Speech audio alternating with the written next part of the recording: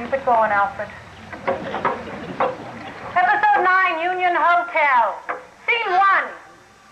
The tossed out.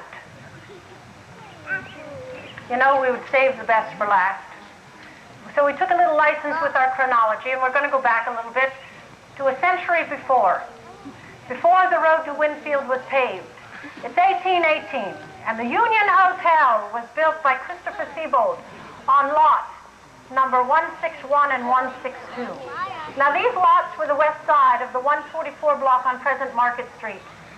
In 1838, the lot and the hotel were sold to Michael Kleckner, and so it often became known as the Kleckner Hotel.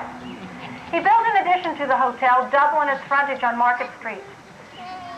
The hotel was Kleckner's until it was sold in 1904 to Mon and Spangler, and then sold again to the Frocks, and from the Frocks to Ed Rear, who'd been managing the hotel for the Frocks. Well, as you can see, the hotel on Market Street, New Berlin, was a busy place. It was a hubbub, all right. It's a good place to do some catching up and finding out the latest. Well, you know, usually if you're at the hotel, pretty soon, if you wait long enough, along will come, you know, good old Charlie.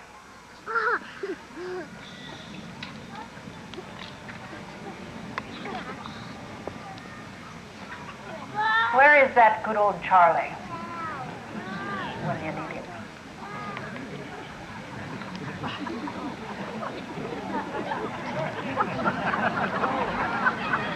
He's probably down the block, you know, at the Errand Hotel. Didn't make it up here to this one yet, but he'll be coming sooner or later. You can bank on it.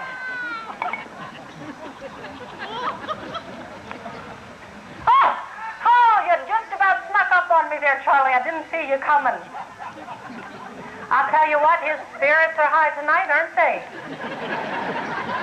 Well, you know that bartender John Mays tends not to serve those who are well inebriated, Charlie. And that Kleckner's daughter, Elizabeth, is promising to throw him out if he doesn't start behaving. Well, I sure wish Charlie would control his appetite for alcohol.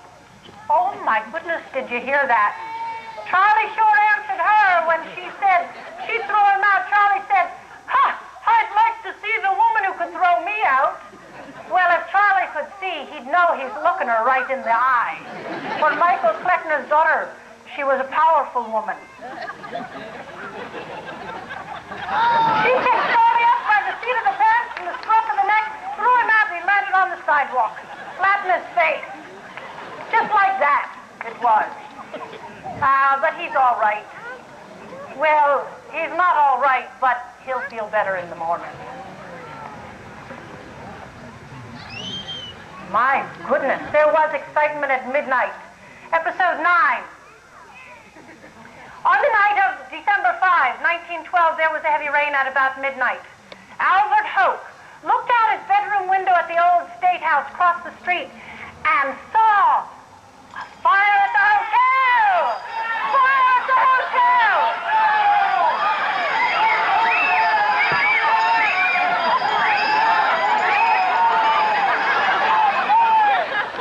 Get that Charlie! Oh, my goodness! Albert lost Charlie. Rocket Brigade.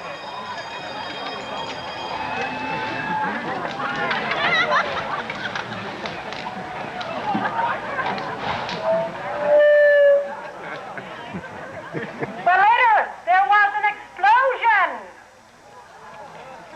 Did we do our explosion? It's still burning.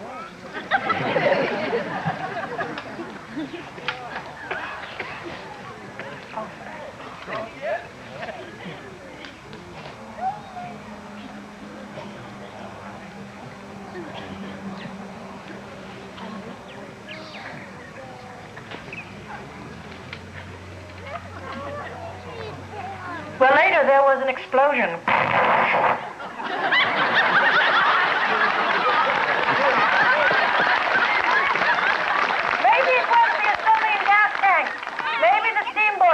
nobody knows for sure, but that storeroom was heavily laden for the holidays. But how did the fire start?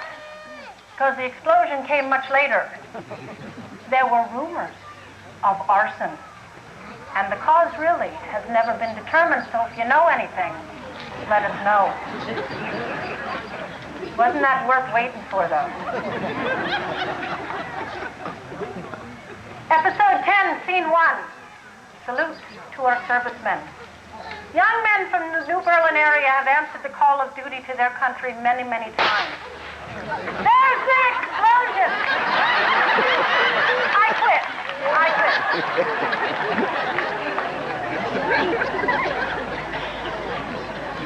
Oh, just when I was trying to be serious, too.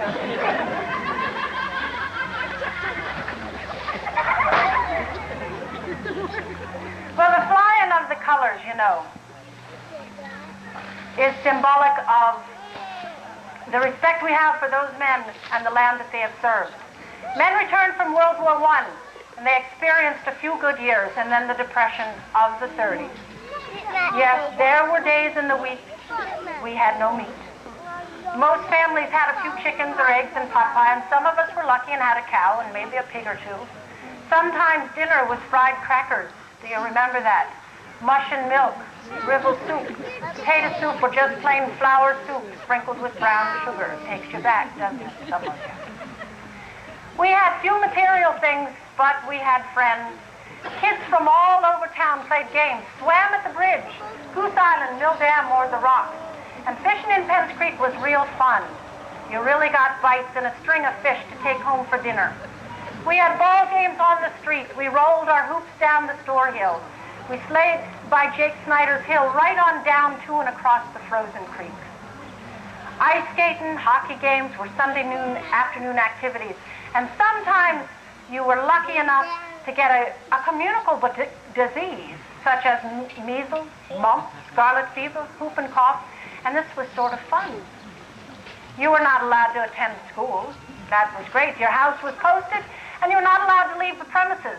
But soon all the neighbor kids contracted the same disease, and you jumped the fence and you played together anyway, and you hoped this would last until school was over. Ah, yes, and we learned about the value of a penny. Down at Joe Siebel's farm, you could buy a lollipop for a penny. Rose